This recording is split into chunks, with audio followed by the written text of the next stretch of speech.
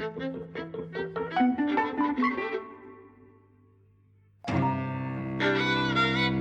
and welcome to Eavesdropping at the Movies. I'm Mike. And I'm Jose. And we've just been to see It Was Just an Accident, a thriller written and directed by Jafar Panahi, one of the most celebrated Iranian filmmakers. Extremely well known for being in conflict with the Iranian government for at least 15 years, probably longer. I know in 2010 he was sentenced to 6 years in prison and a 20-year ban on filmmaking. Based on charges of propaganda against the Islamic Republic. Didn't stop him making films, and possibly his best-known film was made under, I believe, house arrest, which was This Is Not a Film, which I think was made on a phone. I think it was smuggled into Cannes on a cake.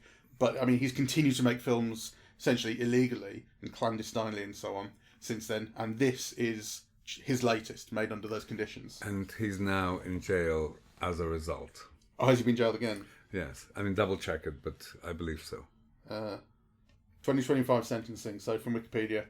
In December 2025, Iran sentenced Panahi to 1 year in prison in absentia and a travel ban over propaganda activities, in quotes, against the nation.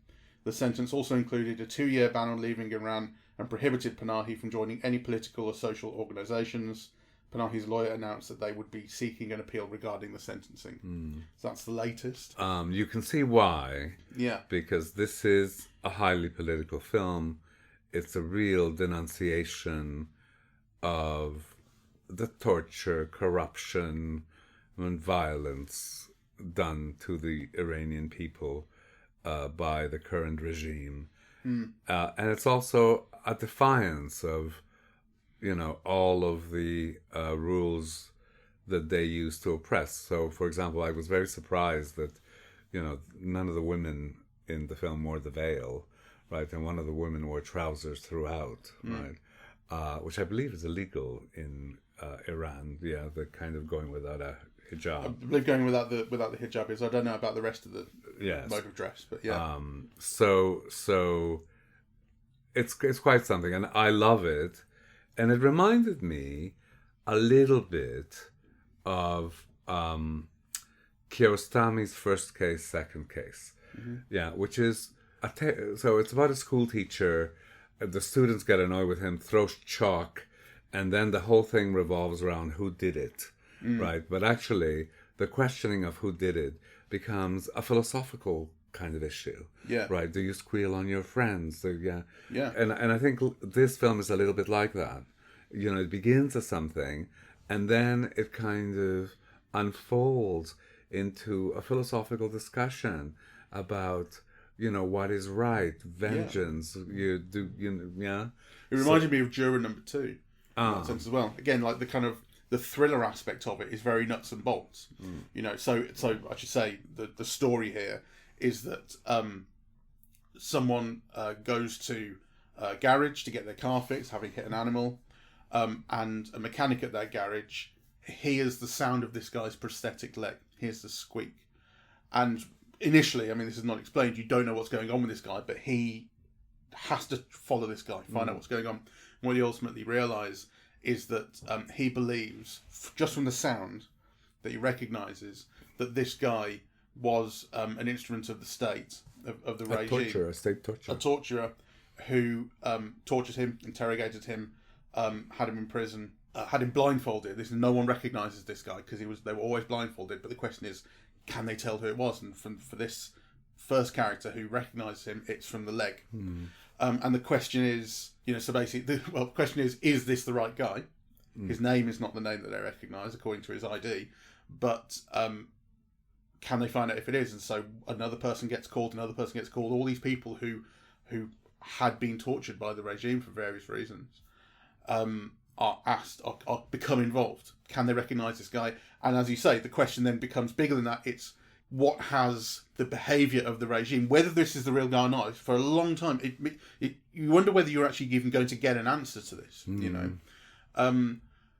So, like I say, the thriller aspect is nuts and bolts. Who is this guy? Are we going to find out? But, as you say, it becomes this question of what has the regime done to us? What is the effect it's had on us? So some people are preaching non-violence.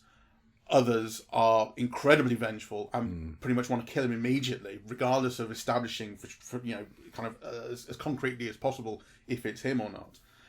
And that's where the brilliance of the film is, I think. And it's so clever, So, for example, the guy's unsure, so he goes to talk to a friend who works in a bookshop, and the friend says, whether he's guilty or not, you mustn't do this, right? Yeah. Because it would make of you what they are, exactly. Right? But then, he goes, here's someone who might identify them, and it's a photographer.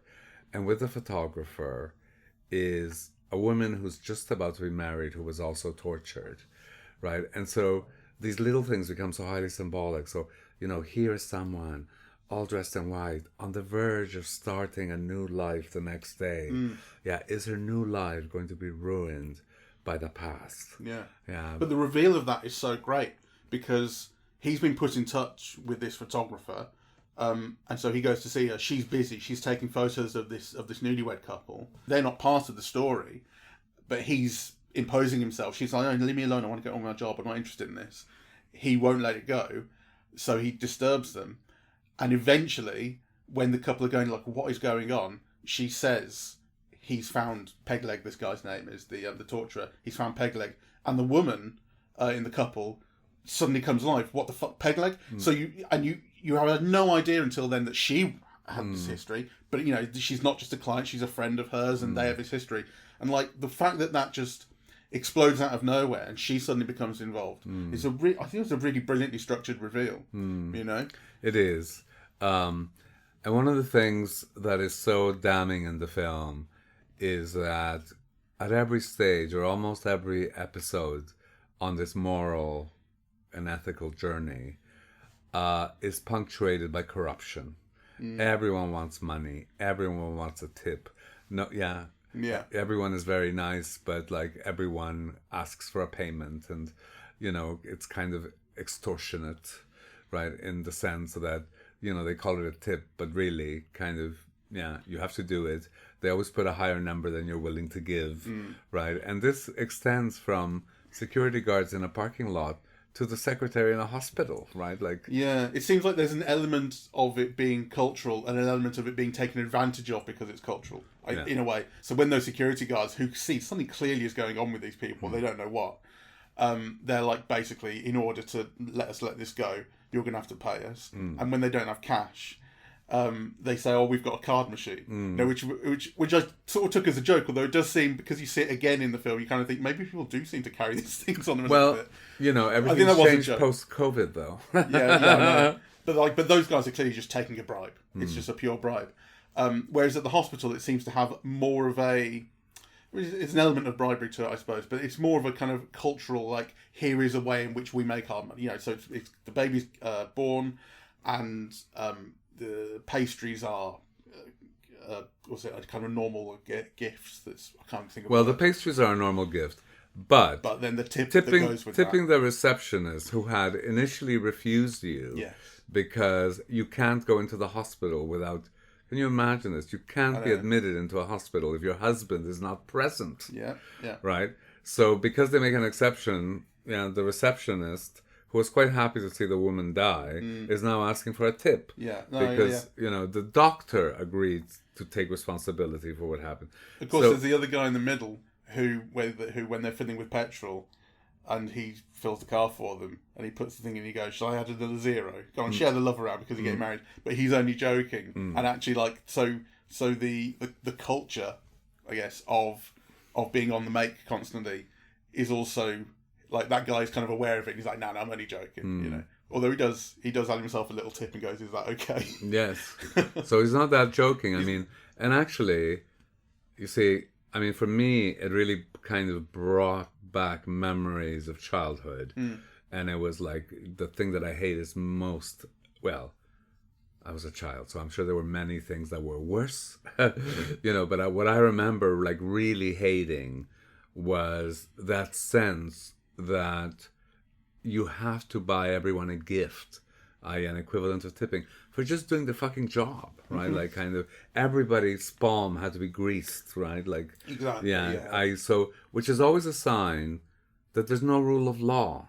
Yeah, because if there was a rule of law, you wouldn't need to do that, right? Kind of, you wouldn't have this tipping, which of course, because it's tipping, the number's completely elastic, right? And it depends on how much somebody likes you and whether you've done them a favor recently, and the stresses and the expense, that and the hypocrisy, that adds to everyday life. It's just so tiring and exhausting and unjust, that I just hate it. And that's one of the things that this film reveals, right? But maybe even in a worse degree than what I remember of my childhood in Spain in the last years of the dictatorship. Of course, one of the first things that the suspected peg leg, does when he's captured and is thrown into a shallow grave that our main character digs is he says, "Take my card. Here's my PIN number. Take what you want." And of course, the one thing is these guys can't be bought by that, right? Like what they're after is justice, not money. Yeah, exactly. And I guess if we've gone far enough, we will be talking spoilers and things. What the film ultimately leaves you with is a question of what justice is, or is it worth it? Did they do the right thing? So ultimately, at the end, it is established that this guy is peg leg. They have got the right guy. Yes. He remembers everything. He does know them. I mean, the one character he talks about being ashamed that he couldn't get her to confess. He remembers her. Despite the fact they never take his blindfold off, he does remember her, and they let him live. Because we've been through this situation where they've also helped his wife give birth, as we've talked about in the hospital. They've seen he's got a daughter. He's very young. But, we've been through this question of what is the right thing to do. It starts off with throwing him in a grave. They end up not killing him. But the one character in particular, the woman, the photographer, has been speaking on a few occasions about not acting violently. Yeah. We've also had the other character who is incredibly vengeful. And the moment that he feels the guy's leg, and he goes, "I remember. He made me feel his scars. Yes. So I know it's him." And he explodes. It's like he's trying to get at him, and they're trying to hold him back. So that's when this question of violence versus non-violence comes up, and he's just on the warpath. And eventually, because they won't let him do what he wants, basically, he leaves. But then when it comes to the confrontation at the end, the woman who has been trying to keep a level head throughout the whole thing and keep everyone else level-headed,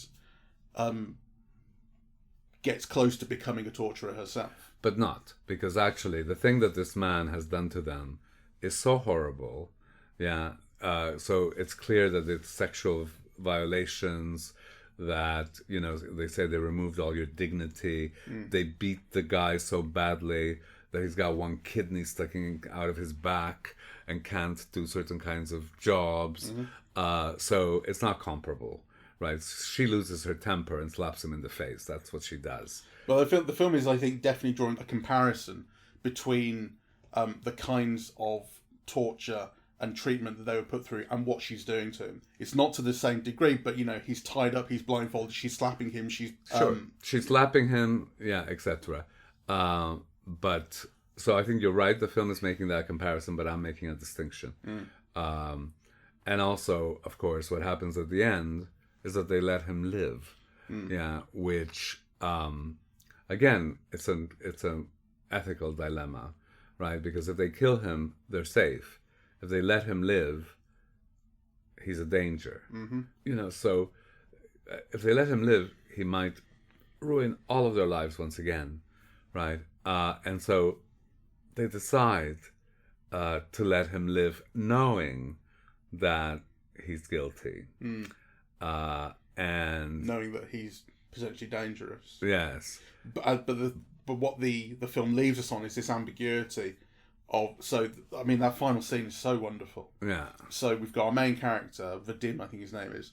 Essentially trying to resume his normal life again. He's helping his mum. I don't know what the thing was that they kept on talking about through the film. It's a French word. There's some kind. They're moving or something, right? And the camera is situated at the corner of the house, so it can pan left and you see the vehicle, and then you pan right and you see inside the house, and the camera's constantly panning back and forth as he moves. And all I'm thinking is, at some point he's going to show up in this shot, like a horror movie villain does, like a ghost in a mirror sort of thing.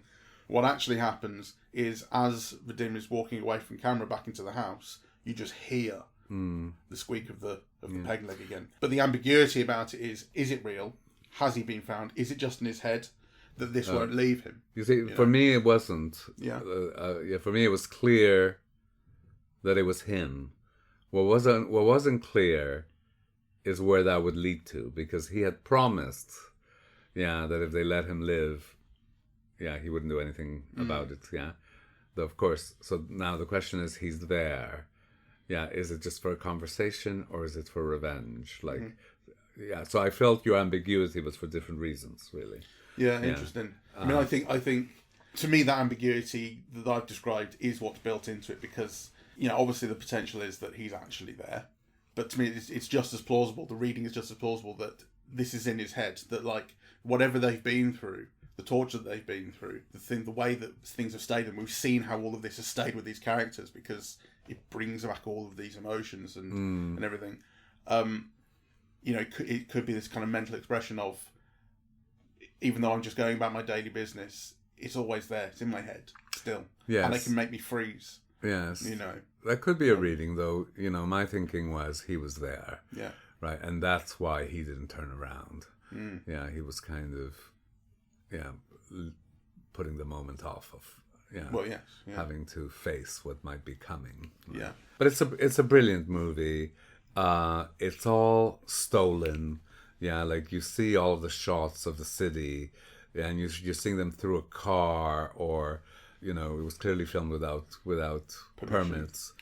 And I just think it's such a brave movie to be making this movie with all of the people involved. I mean, what courage, when you think of what's happening in the United States, and not a bloody, American artist is doing anything comparable, certainly not in film, right?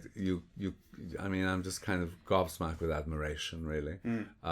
First at the attempt, but then at making something so great, because these Iranian films are very interesting to me, because, they don't have all of the things that I love about cinema. I love a particular kind of cinema, right, which is, superb mise en scène, shots, and kind of you want to see all the intelligence of all the various elements in the frame and how they dramatize whatever.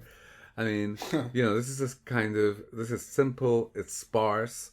It really is about the story, kind of told through performers and dialogue mainly. The camera almost just gets out of the way. You have these incredibly long shots, kind of. Which is not to say that it doesn't look good. I mean, I think it's possible for that description of this kind of filmmaking, these kinds of films, to imply that they are not visually expressive and well designed and everything. Despite they've had to go and like snatch things where they can, or make kind of work their way around the lack of permits and so on. But there's no point in this film where you're going, oh, this feels on the hoof, or this feels kind of hastily made. No, it's because I think the story is so well told. And it's such a great story. And it's so well told audiovisually, right? Because, what you're describing at the end, just the sound on someone's back, I mean, that is an audiovisual kind of imaginative device on which to end, right? But I'm just saying, it's the kind of thing that requires kind of so much tightness and imagination and dramaturgy, really, because you can't count on other elements to kind of help tell the story. It is kind of a cinema of poverty, really. It's quite sparse, right? But it's great. Or a cinema of resistance. Yes.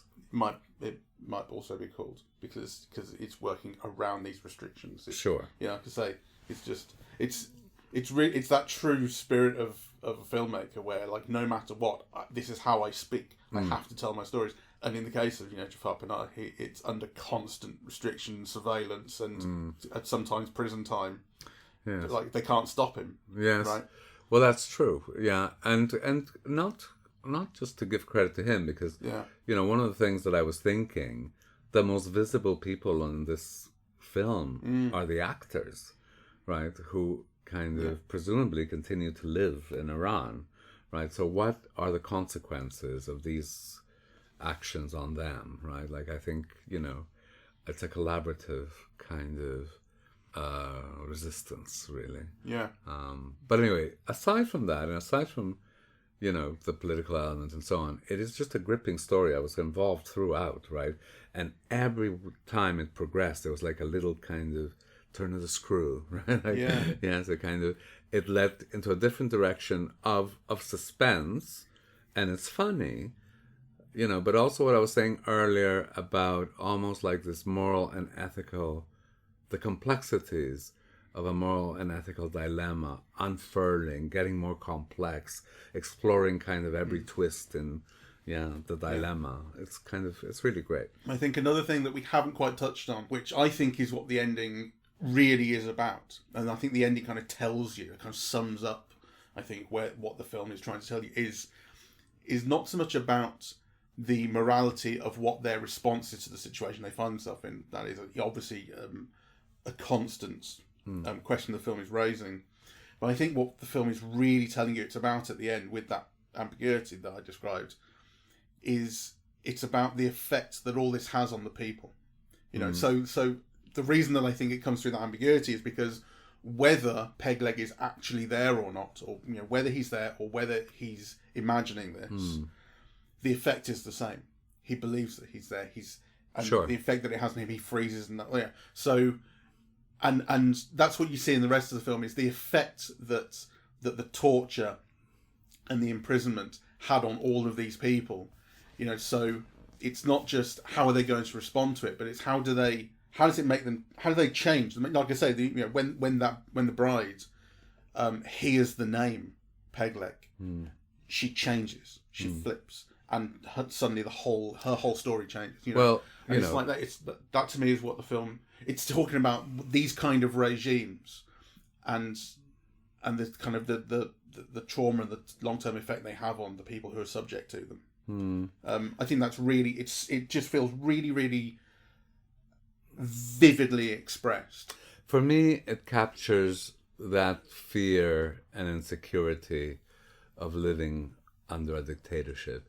Because, here you have these people going around the city, with a drugged man on the back of a van, and nothing happens to them, right? And then they just go on strike because they haven't been paid for 8 months, which seems really reasonable to me. And they end up being tortured. The wife of one dies, they lose their jobs, their lives get destroyed. I think those are kind of that ambiance of fear, and also insecurity and imbalance that kind of authoritarian regimes bring, because the law is what they say it is. And so that can change at any moment, really. In fact, it was surprising, because one of the things is why were these people in particular taken by the regime? Why were they imprisoned? Why were they tortured? And when it turns out it's to do with having been on strike, it was kind of, to me, that was kind of surprising. As someone who's not overly familiar with the Iranian regime, things they've done, my main point of contact with this kind of story was Rosewater, which was Jon Stewart's debut film as a director. So he had this journalist on, Mazir Bahari, on The Daily Show years ago. In fact, he wasn't on The Daily Show. He wasn't on as an interviewee, but they sent one of their comedians to Iran to do kind of a field comedy from Iran on the ground. And they did this piece with Mazir Bahari in a cafe in Iran. And the comedian Jason Jones was pretending to be a spy. He was like dressed up as a spy, but like they were being filmed for TV. It's clearly comedy. Mazir Bahari wasn't being playful and stuff himself. He was just answering the questions honestly. This is what life in Iran is like, and so on. And it was partially on the basis of that comedy piece that Mazir Bahari was arrested, imprisoned for a long time, and when he eventually came out, he wrote about it. And that book, the Daily Show then had become quite intimately entwined with his story, because it was partially on like the Iranian authorities were going, "What is this? You're talking to an American spy?" It's like, no, this is a TV show, it's a comedy, but they just didn't see it that way. They didn't buy it. Ultimately, Jon Stewart said, "I want to make a film of this." But the point is that I think that was under a wave of political arrests for journalists. and people who are seen as speaking out against the regime. And to me, because that was kind of my point of contact with arrests under the Iranian regime, I was like, yeah, it's all political. It's all people speaking out. And so when you hear, no, these are regular people who were working and went on strike, and that's why they were arrested. It's much more kind of prosaic. It's much less political. It's much more these people just trying to fight for their wages. Yeah, but that's considered political. Well, yeah, no. But you see what I mean, right? Like it's a much less kind of heightened reason to arrest them. They're not some secret terrorist group or something. That's what I'm getting at. Yeah, so like that's an interesting sort of, for me at least, that was an interesting, a bit of an eye opener. It's like that this is the kind of things that were going on in this country, or still are. And for me, the other thing that is worth remarking on is the torture's defense, which is what you get in this kind of religious settings, right? And that applies to medieval Christianity and now some aspects of the MAGA cult, which is, if you're guilty, you deserve what you get. And if we made a mistake, Allah will reward you. Yeah, exactly. So that's their sense of justice. We can do anything we want, because even whenever we're wrong, Allah will reward you. Yeah, right? Which is interesting, because it's not the same as saying we are religiously justified in doing this. Like very often religious regimes, it's like we have the backing of the church, we have the backing of God. It's not that. It's saying no matter what we do, God will square it, so it's fine. Yeah, exactly. It's not the same. It's which is a complete disregard for law, really. Yeah. I kind of, no matter what we do, God will square it. and his other defense in that confrontation scene is I had to make a living. I know, which is another. It's a Nuremberg trial, non-defense, right? Yeah. So anyway, it's a really complex film that feels very clear at every moment. And that works on a level of suspense, also has a lot of humor, and yet it's a film about complex things. Yeah. It was making me think. I'm surprised you haven't brought it up more vociferously, the comparison with Trump's America. But it was making me think about kind of, what the equivalent might be under Trump's America. I mean, the thing is, in terms of the filmmaking, there are not these restrictions in America, so kind of by its nature, you don't have a filmmaker fighting to get his film made in the same way. But as you're saying, we haven't really seen this kind of thing, I think, for American cinema. But I was also thinking, in terms of we think about ICE snatching people off the street. We see any number of smartphone videos taken of that, and you do think you kind of we have no impression, I think, of what happens to someone when they have been taken. Yes. We hear the story about the one guy who was sent to, I think it was El Salvador, who, I forget exactly, was he an American citizen, or at least he was, he had leave to remain or whatever it was in American, like he was American basically, yes. But they just thought, well, we can deport you to El Salvador. Well, they've done that with several people who had the right to stay. But the question is, like, it feels, I guess, because we're used to having heard these stories to an extent about the Iranian regime. This, like I say, 15 years ago in particular, this was like there was a particular wave of arrests. You kind of, I don't know, you maybe think of it, or it feels somehow ingrained in the country, and you think, are ICE agents acting the same way? Do they have the same kind of, like the torturers, for instance, or interrogators, whatever they might have been called in Iran, or like an official position? That was their job. Are there people under ICE and the kind of, essentially the kind of right-wing militia that's without a doubt that have this kind of official job, or is it just no? Without a doubt, and the jobs are being advertised as super highly paid, right? So yeah. Well, this is the thing. Like the snatching people off the street jobs for certain are, but then what happens behind the scenes? I don't know. Are we going to start seeing these stories? It feels really scary, because all of a sudden it starts to feel very plausible. Yes. Well, and what's scary, even as a starting point, whoever thought that we would be comparing the United States of America to Iran? Yeah, on civil rights issues. I mean, it's almost kind of unbelievable how that particular country has descended so quickly. Yeah, it's true. It's interesting how while Trump is fighting to win an election, while he's out of power and he's annoyed at Joe Biden for having beat him, You've got the Proud Boys and various kind of right-wing groups being vocal, and Trump's kind of calling them out, shouting them out and everything. And then as soon as Trump gets back into power and opens up ICE applications, those right-wing fascist groups don't seem to be there anymore because they're all ICE now. Yeah, possibly. They've been employed. Yeah. By the regime. Anyway. I think it's a really marvelous movie, and I encourage everyone to go see it. I was very sad to see, because the film won the Palme d'Or. It's made all of these top 10 lists all over the place, and we were at the Mockingbird at a 6:20 screening, which means a 7 o'clock screening, really. And there was only one other person aside from us, which is, very sad to see. And doesn't speak very well for the state of cinephilia in Birmingham. No, but it was really, really, really worth seeing. It's brilliant. Yeah. I think it's also possible to kind of get the impression with, an Iranian film about sort of political prisoners, kind of seeking revenge, that won the Palme d'Or, to imagine it's like dreary and sad and depressing and a hard time, and it's none of those. It's none of that. It's a really exciting is a little bit too much, but it's a very energetic thriller for what it is, which a film which essentially is quite talky, because there's basically a lot of conversations. Once they've got the guy, it's a lot of conversation about what we're going to do with him, but it's people expressing their thoughts and their histories and their emotions, and it's really brilliantly played. It's brilliantly played, and it's almost like, I don't know. To me, it acted almost like a piece of theatre in the dramaturgy. It builds and builds, and and it's a film of ideas, and yet it's very suspenseful. It's in quotation marks very entertaining. I was gripped by it. Absolutely.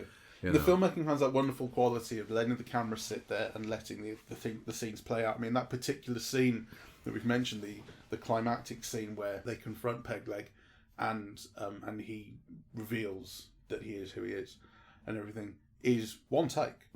It's one take that's reasonably tight on him sat tied to that tree, and at first it's Vadim walking around the tree talking to him, and then it's the woman, I should get her name, sorry, not Vadim, Vahid is his name. So he's Vahid and she's Shiva. So it's Vahid at first talking to him, and then when it becomes very clear that it's him and he won't give up whatever, she then, as I said, loses it and comes in, and that's when the kind of the quote-unquote torture starts, or, her kind of move into an aggressive behaviour. But that's all in one take, and it's incredibly tense. The camera doesn't move, it doesn't zoom in, it doesn't intensify itself. The lighting is quite intense, because there's blue night behind them, but the light on them from the brake lights is pure red. It's extremely intense, the colour really pops there, but it's a film that it lets the scene play. It lets the actors do the work, and they're brilliant. They're really brilliant. I thought Vahid, also on the basis that the actor's name is Vahid, I wonder whether he is maybe non-professional, or at least I didn't think he was as good as the rest of them. Nonetheless, but he is good, I think, and the rest of them are fantastic. All right. We both recommend. So thank you all very much for listening. We're eavesdropping at the movies, and we are on Apple Podcasts, Audible, Spotify, SoundCloud, YouTube, and YouTube Music. On social media, we're on Facebook and Twitter at Eavesdrop Movies, and Blue Sky, eavesdropping.bsky.social, and the website is eavesdroppingatthemovies.com. Thank you very much. Bye-bye.